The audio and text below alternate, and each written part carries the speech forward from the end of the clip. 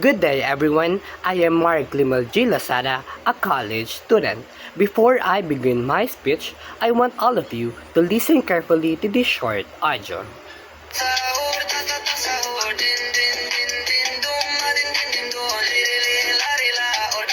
Does that sound familiar?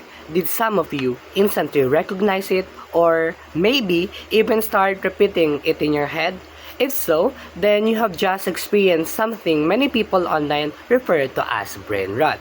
Now, let me ask you another question. Have you ever opened your phone for just 5 minutes only to end up scrolling for an entire hour? If both situations feel familiar, then they reveal something important about our generation. We are constantly surrounded by digital stimulation, fast videos, endless scrolling, and non-stop notifications. That is why today, I will argue that technology contributes to the declining attention span among students, including here in the Philippines. However, the real issue is not technology itself, but how we navigate and utilize it. First, there is evidence that students are struggling with attention. Studies of Jacinto and others in 2025 show that students' attention and focus are affected by technology use and constant multitasking. Many students switch between studying, messaging, and scrolling social media at the same time. This habit trains the brain to constantly shift focus instead of sustaining attention on one task. As a result, activities that require deep thinking, like reading, analyzing, and problem solving, became more difficult over time. In addition, research of Lim and others in 2025 on Filipino adolescents shows that excessive screen time is linked to reduced attention span and increased dependence on digital devices.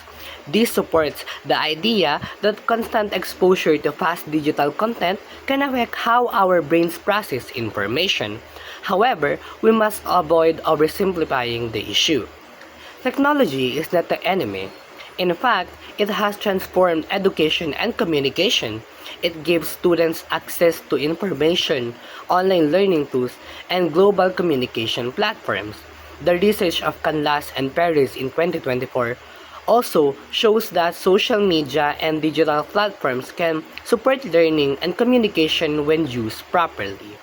So the real issue is not technology itself, but overuse and mindless consumption. Endless scrolling and viral content train the brain to prefer fast, low-effort stimulation. Over time, this reduces tolerance for slower, deeper thinking.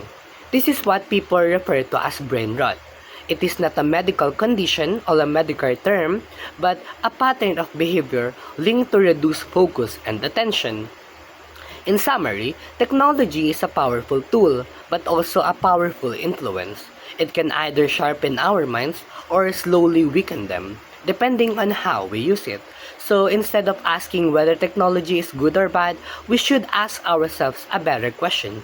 Are we using technology with purpose or are we letting it control our attention? Because the study of Jacinto and others shows that the real issue is the technology itself, but how we interact with it every day. In the end, the future of our attention is not shaped by viral trends or endless scrolling, but by the discipline we choose to practice. And that's all. Thank you.